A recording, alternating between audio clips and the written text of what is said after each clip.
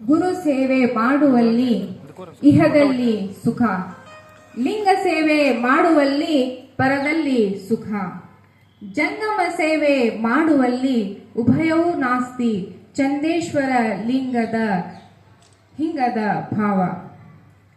ಕಾಯಕ ನಿಷ್ಠ ಕಾಯಕ ಯೋಗಿ ಶಿವ ಶರಣರಾದಂತಹ ನೂಲಿಯ ಚಂದಯ್ಯನವರ ವಚನವನ್ನು ಈ ಸಮಯದಲ್ಲಿ ಸ್ಮರಿಸುತ್ತಾ, ವೇದಿಕೆ ಮೇಲೆ ಆಸೀನರಾದಂತಹ ಎಲ್ಲ ಗಣ್ಯಮಾನ್ಯರಿಗೆ ಹಾಗೂ ವೇದಿಕೆಯ ಮುಂಭಾಗದಲ್ಲಿ ಕುಳಿತಿರುವಂತಹ ಕನ್ನಡದ ಕವಿ ಮನಸ್ಸುಗಳಿಗೆ ಎಲ್ಲರಿಗೂ ಕೂಡ ನಾನು ಹೃತ್ಪೂರ್ವಕವಾಗಿ ಶರಣಾರ್ಥಿಗಳನ್ನು ಹೇಳುತ್ತೇನೆ.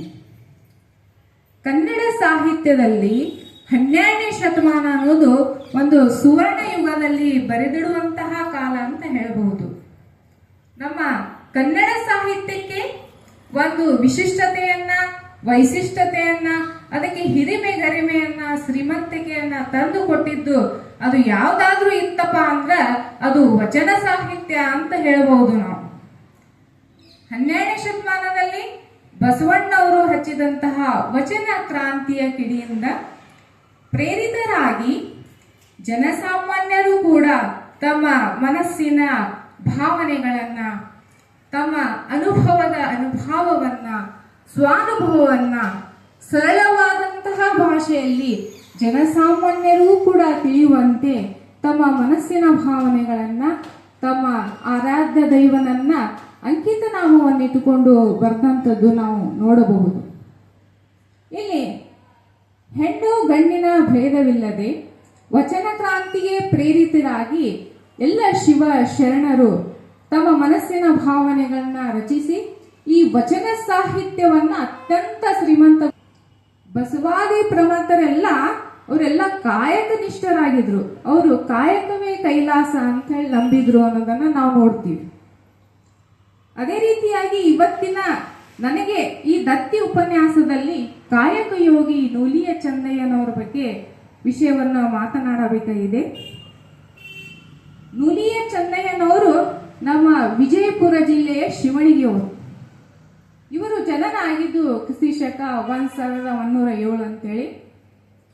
ನಮ್ಮ ವಿಜಯಪುರ ಜಿಲ್ಲೆ ಇದು ಶಿವಶರಣರನ್ನ, ಸೂಫಿ ಸಂತರನ್ನ, ಮಹಾನುಭಾವರನ್ನ ಕೊಟ್ಟಂತಹ ಪುಣ್ಯನೆಲ ಅಂತ ಹೇಳ್ಬಹುದು. ನಾವು ನಮ್ಮ ವಿಜಯಪುರ ಜಿಲ್ಲೆಯಲ್ಲಿ ಹುಟ್ಟಿದಂತಹ ಶಿವಶರಣರು ಮಾಡಿದಂತಹ ಕ್ರಾಂತಿಯು ಇವತ್ತು ಜಗತ್ತಿಗೆ ಪ್ರೇರಣೆದಾಯಕವಾಗಿರುವಂತಂದು ನಾವು ನೋಡಬಹುದು. ನಮ್ಮ ನೂಲಿಯ ಚಂದಯ್ಯನವರು ಕೂಡ ನಮ್ಮ ಅವರ ಕಾಯಕ ನಿಷ್ಠೆಗೆ, ಅವರ ವಚನ ಕ್ರಾಂತಿಗೆ ಪ್ರೇರಿತರಾಗಿ ಅವರು ಬಸವಣ್ಣವರ ಹಿರಿಯ ಸಮಕಾಲೀನವರು ಅಂತ ಹೇಳಬಹುದು. ನೂಲಿಯ ಚಂದಯ್ಯನವರು ಅವ್ರ ಕಾಯಕಕ್ಕೆ ಹೆಚ್ಚು ಮಹತ್ವವನ್ನ ನೀಡ್ತಾ ಇದ್ರು. ಅವ್ರು ಹೇಳ್ತಾ ಇದ್ರು, ಗುರುವಾದಡು ಕಾಯಕದಿಂದಲೇ ಜೀವನ ಮುಕ್ತಿ, ಲಿಂಗವಾದಡು ಕಾಯಕದಿಂದಲೇ ಜೀವನ ಮುಕ್ತಿ, ಗುರುವಾದಡು ಚರ ಸೇವೆಯೇ ಮಾಡಬೇಕು, ಲಿಂಗವಾದಡು ಚರ ಸೇವೆಯೇ ಮಾಡಬೇಕು, ಚನ್ನ ಬಸವ ಪ್ರಿಯ ಚಂದೇಶ್ವರ ಲಿಂಗದ ಅರಿವು ಅಂತ ಹೇಳ್ತಾ ಇದ್ರು. ಅಂದ್ರೆ ಗುರುವಾರು ಕೂಡ ಕಾಯಕ ಮಾಡಿದ್ರೆ ಮಾತ್ರ ಅವರಿಗೆ ಏನಾಗ್ತದಪ್ಪ ಅಂತಂದ್ರ ದೇವರಿಗೆ ಅವರು ಅರ್ಪಿತ ಆಗ್ತದ ಆ ಸೇವೆ ಅಂತ ಹೇಳ್ತಾ ಇದ್ರು. ನಾವು ಕೇವಲ ಗುರುವಿನ ಸೇವೆ ಮಾಡಿದರೆ ನಮಗೆ ಇಹದಲ್ಲಿ ಒಳಿತಾಗುತ್ತೆ. ಅದೇ ರೀತಿಯಾಗಿ ನಾವು ಲಿಂಗದ ಸೇವೆಯನ್ನ ಮಾಡಿದ್ರೆ ನಮಗೆ ಪರದಲ್ಲಿ ಒಳಿತಾಗತ್ತೆ. ನಾವು ಅದನ್ನೇ ಜಂಗಮ ದಾಸೋಹವನ್ನ ಮಾಡಿದರೆ ನಮಗೆ ಇಹ ಮತ್ತು ಪರದಲ್ಲಿ ಎರಡರಲ್ಲೂ ಒಳಿತಾಗುತ್ತದೆ ಅಂತೇಳಿ ನಮ್ಮ ನೂಲಿಯ ಚಂದಯ್ಯನವರು ನಂಬಿದ್ರು. ಅವರು ಕಾಯಕ ಏನಪ್ಪಾ ಅಂತಂದ್ರೆ ಹಗ್ಗವನ್ನ, ನೂಲನ್ನ ಹೊಸೆದು ಹಗ್ಗನ್ನು ಮಾಡುವಂತ ಕಾಯಕ ಅವ್ರದ್ದಿತ್ತು. ನಾವು 12ನೇ ಶತಮಾನವನ್ನ ನೋಡಿದಾಗ ಪ್ರತಿಯೊಬ್ಬ ಶರಣರು ಕೂಡ ಕಾಯಕಕ್ಕೆ ಎಷ್ಟು ಮಹತ್ವ ಕೊಟ್ಟಿದ್ರುಪ್ಪ ಅಂತೇಳಿ ನೋಡ್ಬೇಕಾದ್ರೆ ಪ್ರತಿಯೊಬ್ಬರು ತಮ್ಮ ಹೆಸರಿನ ಪೂರ್ವದಲ್ಲಿ ತಾವು ಮಾಡುವಂತ ಕಾಯಕವನ್ನು ಇಟ್ಟುಕೊಂಡೇ ತಮ್ಮ ಹೆಸರನ್ನು ಇಟ್ಟುಕೊಂಡಂತ ವಿಶೇಷತೆಯನ್ನು ನಾವು ಕಾಣಬಹುದು. ಮಡಿವಾಳ ಮಾಚಯ್ಯ, ಹಡಪದ ಅಪ್ಪಣ್ಣ, ಸೂಳೆ ಸಂಕವ ಇವರೆಲ್ಲರೂ ಕೂಡ ಮಾದಾರ ಚೆನ್ನಯ್ಯ, ನೂಲಿಯ ಚೆನ್ನಯ್ಯ, ಆಯ್ದಕ್ಕಿ ಲಕ್ಕಮ್ಮ, ಆಯ್ದಕ್ಕಿ ಮಾರಯ್ಯ, ಹೀಗೆ ಅವರೆಲ್ಲರೂ ತಾವು ಮಾಡುವಂತಹ ಕಾಯಕದಿಂದಲೇ ತಮ್ಮ ಹೆಸರನ್ನ ಗುರುತಿಸಿಕೊಂಡಿದ್ದನ್ನ ನಾವು ಕಾಣಬಹುದು. ನೂಲಿಯ ಚೆನ್ನಯ್ಯನವರು ಕಾಯಕಕ್ಕೆ ಎಷ್ಟು ಮಹತ್ವ ಕೊಡ್ತಿದ್ರಪ್ಪ ಅಂತಂದ್ರೆ, ಒಂದು ದಿನ ಅವರು ಒಂದು ಕೆರೆಯ ದಂಡೆಯ ಪಕ್ಕದಲ್ಲಿ ಮೆದೆ ಹುಲ್ಲನ್ನ ತೆಗೆತಿರುವಾಗ ಅವರ ಲಿಂಗ ಜಾರಿ ಕೆಳಗೆ ಬೀಳ್ತದೆ. ಅವರು ಅದನ್ನ ನೋಡಿದ್ರೂ ಕೂಡ ಅದನ್ನ ಅಲಕ್ಷ್ಯ ಮಾಡಿಕೊಂಡು ಅವರು ಮುಂದೆ ಹೋಗ್ತಾರೆ, ತಮ್ಮ ಕಾಯಕವನ್ನ ಮುಂದುವರಿಸ್ತಾರ. ತಮ್ಮ ಕಾಯಕ ಮುಗಿದ ತಕ್ಷಣ ಅವ್ರು ಹೋಗ್ತಾ ಇರ್ತಾರೆ. ಅವಾಗ ಲಿಂಗ ಹೇಳ್ತೈತಿ, ನಾನೂ ಬಂದೇನು ಚಂದಯ್ಯ ಅಂತ ಹೇಳಿ. ಅವಾಗ ಚಂದಯ್ಯನವ್ರು ಹೇಳ್ತಾರೆ, ಆಗೇಕೆ ಹೋಗಿದ್ದೀರಿ, ಈಗೇಕೆ ಬಂದೇನಂದೂರಿ, ನಾನಲ್ಲೇ. ಅವ್ರು ಹೇಳ್ತಾರೆ, ಆಗೇಕೆ ನೀವು ಹೋದಿರಿ, ಈಗೇಕೆ ಬಂದೇನೆಂದಿರಿ, ನಾನಲ್ಲೇ ಅಂತಾರ. ಆದರೂ ಕೂಡ ಲಿಂಗ ಬಿಡುವುದಿಲ್ಲ. ಅದು ಈ ದೂರನ್ನ ತೆಗೆದುಕೊಂಡು ಮಡಿವಾಳ ಮಾಚಯ್ಯನವರ ಹತ್ರ ಹೋಗ್ತದ. ಅವರು ಚಂದಯ್ಯನವರ ಕರೆಸಿ ಹೇಳುವಾಗ ಅವಾಗ ಹೇಳ್ತಾರ ಚಂದಯ್ಯನವರು, ಲಿಂಗ ಬಿದ್ದಿತ್ತೆಂಬ ಸಂದೇಹ ಉಂಟಾಗಿತ್ತಾದಡೆ ಅಂಗ ಉಳಿಯುವುದೇನು, ಆತ್ಮ ಹೋದಲ್ಲಿ ಘಟ ಎಷ್ಟು ದಿನ ಉಳಿಯುವುದು, ಚಂದೇಶ್ವರ ಲಿಂಗ ಸಂದಿಲ್ಲ ಮಾಚಯ್ಯ ಅಂತ ಹೇಳ್ತಾರ.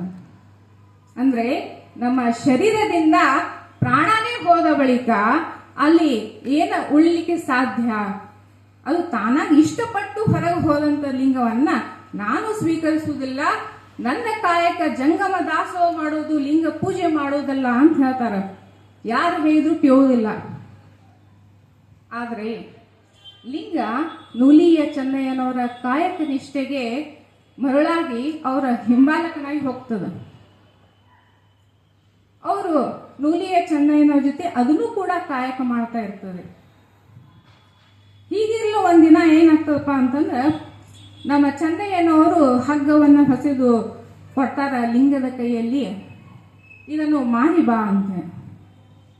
ಲಿಂಗ ಹೋಗ್ತೈತಿ ಮಾರಾಕ, ಆದ್ರೆ ಹಗ್ಗ ಗಂಟಾಗಿರ್ತದ, ಯಾರೂ ತಗೊಳ್ಳೋದಿಲ್ಲ. ಅವಾಗ ಅದನ್ನು ಅವ್ರು ತೆಗೆದುಕೊಂಡು ಬಸವಣ್ಣವ್ರ ಹತ್ರ ಹೋಗ್ತಾರೆ. ಬಸವಣ್ಣವ್ರಿಗೆ ಗೊತ್ತಿರ್ತದ ಲಿಂಗ ಹಾಗೂ ಚಂದಯ್ಯ ನಡುವೆ ಏನ್ ನಡೀತಾ ಇದೆ ಅನ್ನೋದನ್ನ ಅವ್ರಿಗೆ ಗೊತ್ತಿರ್ತದ. ಅವ್ರು ಏನ್ ಮಾಡ್ತಾರಪ್ಪ ಅಂತಂದ್ರೆ, 1000 ಹೊನ್ನುಗಳನ್ನ ಕೊಟ್ಟು ಆ ಹಗ್ಗವನ್ನ ತಗೋತಾರ ಅವರು. ಲಿಂಗ ಅದನ್ನ ತೆಗೆದುಕೊಂಡು ಬರ್ತದ, ಚಂದಯ್ಯನವರಿಗೆ ಕೊಡ್ತದ. ಚಂದಯ್ಯನವರು ನೋಡ್ತಾರ, ಸಿಟ್ಟು ಬಂದ್ಬಿಡ್ತದ ಅವ್ರಿಗೆ. ಅವ್ರು ಹೇಳ್ತಾರ, ನಾನು ದಾಸೋಹ ಮಾಡುವುದು ಶ್ರೀಮಂತ ಆಗ್ಲಿಕ್ಕಲ್ಲ, ಅಂತಸ್ತು ಗಳಿಸ್ಲಿಕ್ಕಲ್ಲ, ನಾನು ಹೆಂಗ ಮಾಡ್ಬೇಕು ಕಾಯಕ ಅನ್ನೋದು ಹೇಳ್ತಾರ. ಸತ್ಯ ಶುದ್ಧ ಕಾಯಕದಿಂದ ಬಂದ ದ್ರವ್ಯದಿಂದ ಚಿತ್ತ ವಿಚಂದವಾಗಿರಬೇಕು. ನೇಮದ ಕೂಲಿ ಎಂದಿನ ನಿತ್ಯ ನೇಮ ಸಂದಿಲ್ಲವಾಗಿರಬೇಕು. ನೇಮದ ಕೂಲಿಯ ಬಿಟ್ಟು ಹೇಮದಾಸೆಗೆ ಕಾಮಿಸಿ ಹೆಚ್ಚಿನ ದ್ರವ್ಯವ ಹಿಡಿದರೆ ನಾ ಮಾಡುವಂತಹ ಸೇವೆ ನಷ್ಟವಯ್ಯ ಅಂತ ಹೇಳ್ತಾರವರು. ಆ ಲಿಂಗಕ್ಕೆ ಹೇಳ್ತಾರ, ನಾನಿಲ್ಲಿ ದಾಸೋಹ ಮಾಡೋದು ನನ್ನ ಶ್ರೀಮಂತನಾಗ್ಲಿಕ್ಕೆ ಮಾಡುವುದಿಲ್ಲ, ನಾನು ಮಾಡುವುದು ಜಂಗಮ ದಾಸೋಕ್ಕಾಗಿ. ನಮ್ದು ಕಾರ್ಯ ಹೆಂಗಿರ್ಬೇಕಪ್ಪ ಅಂತಂದ್ರೆ, ನಮ್ಮ ಆತ್ಮ ಕಲ್ಯಾಣ ಆಗಬೇಕು, ಅದ್ರ ಜೊತೆ ಲೋಕ ಕಲ್ಯಾಣ ಆಗಬೇಕು ಅಂತ ಹೇಳ್ತಾರವರು. ಇಷ್ಟೆಲ್ಲ ಅವರು ಕಾಯಕದ ಮಹತ್ವವನ್ನು ಹೇಳ್ತಾ ತಮ್ಮ ದುರಾಸೆಯನ್ನು ಬಿಟ್ಟು ಅತ್ಯಂತ ಮಹಾನುಭಾವರಾಗಿ ವಚನಗಳನ್ನ ರಚಿಸ್ಕೋತ ಹೋಗ್ತಾರ. ನಮಗ ಸಿಕ್ಕಂತ ವಚನಗಳು 48 ವಚನಗಳು. ಅವರು ಚಂದೇಶ್ವರ ಲಿಂಗ ಅಂತ ಹೇಳಿ ಅಂಕಿತ ನಾಮವನ್ನು ಇಟ್ಟುಕೊಂಡು ತಮ್ಮ ವಚನವನ್ನ ಬರೀತಾರ. ಅವರ ವಚನವನ್ನ ನಾವು ಅವಲೋಕಿಸಿದಾಗ ಅವರು ಬರೆದಂಥದ್ದು ಲಿಂಗ, ಗುರು, ಜಂಗಮ, ಈ 3ರ ಕುರಿತಾಗಿನೇ ಅವರ 48 ವಚನಗಳಲ್ಲಿ ಅವರು ಬರೆದಂಥದ್ದು ವಿಶೇಷವಾದದ್ದು. ಅವರು ಕಾಯಕಕ್ಕೆ ಹೆಚ್ಚು ಮಹತ್ವ ಕೊಟ್ಟವ್ರೆ. ಅದಕ್ಕೆ ಹೇಳ್ತಾರೆ ಕಾಯಕ ಯೋಗಿ ಅಂತ ಹೇಳಿ. ಲಿಂಗ